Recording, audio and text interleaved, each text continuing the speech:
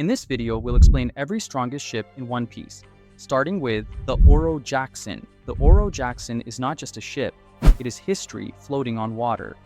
This was the ship of the Roger Pirates, the only crew to ever reach Laugh Tale. Built by the legendary shipwright Tom, this thing had to survive the most dangerous seas in the world and still keep going like it was on a casual trip. That alone tells you how insane it is. The design is clean but powerful, with that iconic egg on board that nobody still fully explains. I always look at it and think, how do you casually carry the world's biggest mystery on your ship and not say anything? The Oro Jackson represents the peak of craftsmanship and adventure. It carried monsters like Roger and Rayleigh, and somehow held together through all of that chaos. We do not see it in action much, but the fact that it completed the greatest journey in the world already makes it one of the strongest ships ever built. If ships had a ranking system, this one would sit at the top and not even argue. The Moby Dick. The Moby Dick is the ship of the Whitebeard pirates, and it fits them perfectly. Big, intimidating, and impossible to ignore. The whale-shaped design already makes it stand out, but it is more than just looks. This ship sailed through countless battles and carried one of the strongest crews in the world. During Marineford, even while being damaged, it pushed forward into a full-scale war. That says everything. What I like about the Moby Dick is that it feels like a home. Whitebeard's crew lived on it like a family, and you can feel that energy. It is not just a warship, it is a symbol of unity. Even when things go wrong, it keeps moving. And honestly, pulling up to a battlefield on a giant whale ship is already a statement. You're not sneaking in. You're announcing your arrival. Okay, quick pause. If you're liking this video so far, make sure you subscribe to the channel. It really helps out and keeps you updated on all the new content.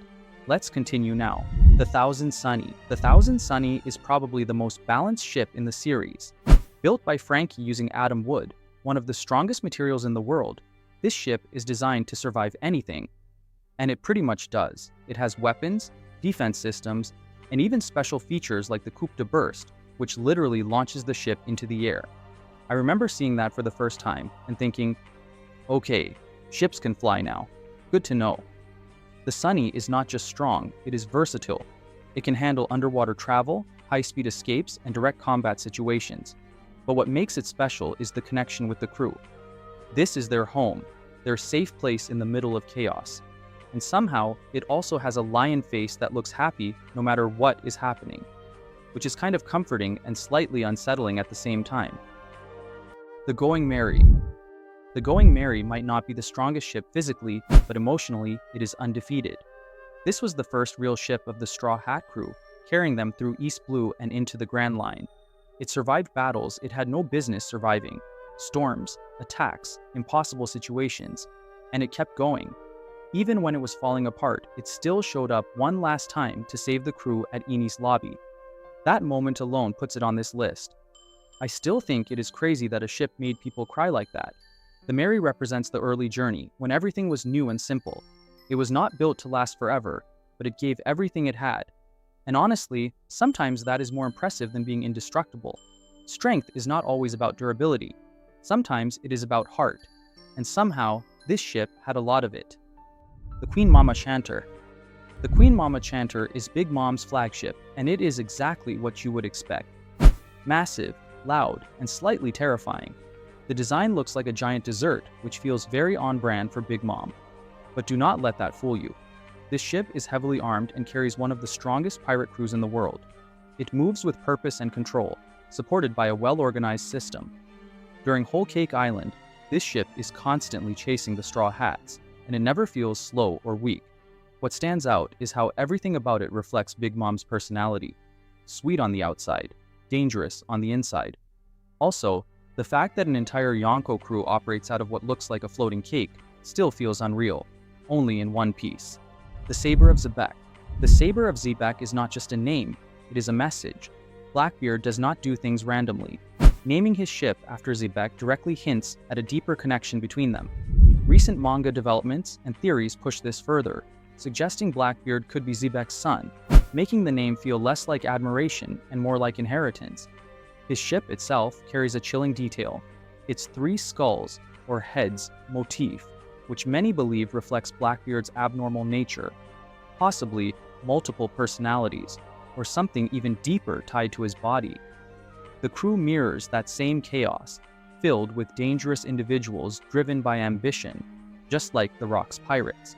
We do not get full technical details, but it clearly carries some of the most dangerous people of the current era. Naming it after Zebec is basically declaring that he is continuing that legacy of chaos, and this time it might go even further. The Rock's Fury. Rock's Fury is the ship of the Rock's pirates, and just the name already sounds dangerous. We barely see it, but considering the crew it carried, it had to be insane. This ship held some of the most powerful pirates in history before they became legends: Whitebeard, Kaido, Big Mom, all on one ship. I cannot even imagine the chaos on board. Rock's Fury represents raw, uncontrolled power. There was no balance, no harmony, just strong individuals sharing space. Even its design reflects that darkness, with a corpse-like figurehead and an ominous presence. And somehow, the ship held together long enough to become part of history. Even without many details, its legacy alone puts it among the strongest.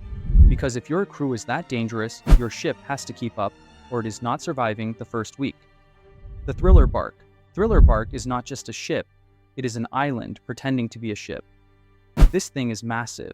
It is the largest pirate ship in the world, controlled by Gecko Moria. It has forests, buildings, and an entire zombie army living on it. Calling it a ship almost feels wrong, but technically it moves, so it counts. What makes Thriller Bark strong is not speed or weapons, it is scale. Fighting on it feels like entering a different world. You are not just dealing with one enemy, you are dealing with an entire environment. Shadows, zombies, traps, everything working together. I remember thinking how unfair it felt to fight there. You're basically invading someone's home turf, and that home turf is huge. It may not be the fastest ship, but in terms of presence, it is unmatched. The Ark Maxim. Ark Maxim is Enel's flying ship, and yes, it flies. That alone puts it in a different category. Built using advanced technology and powered by Enel's lightning, this ship moves through the sky like it owns it. It is designed for destruction, capable of amplifying Enel's already insane powers. Watching it in Skypiea felt like seeing something completely different from normal pirate ships. It is less about sailing and more about domination from above. What I find interesting is how ahead of its time it feels.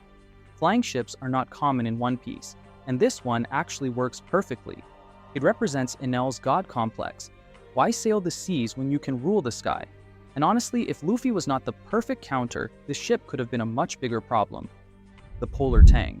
The Polar Tang is Trafalgar Law's submarine, and it completely changes how naval battles work. Instead of fighting on the surface, this ship moves underwater, avoiding detection and striking when needed. It is sleek, fast, and perfect for stealth missions. I always liked how different it feels compared to other ships. No loud entrances, no dramatic pull-ups, just silent movement beneath the ocean. That alone makes it dangerous. It also allows Law's crew to escape situations that would trap normal ships. In a world where Devil Fruit users cannot swim, having a submarine is actually genius. The Polar Tang proves that strength is not always about size or firepower. Sometimes it is about strategy, and honestly, if more crews had submarines, a lot of fights would go very differently. Thanks for watching this video. I hope you liked it. Stay tuned for more.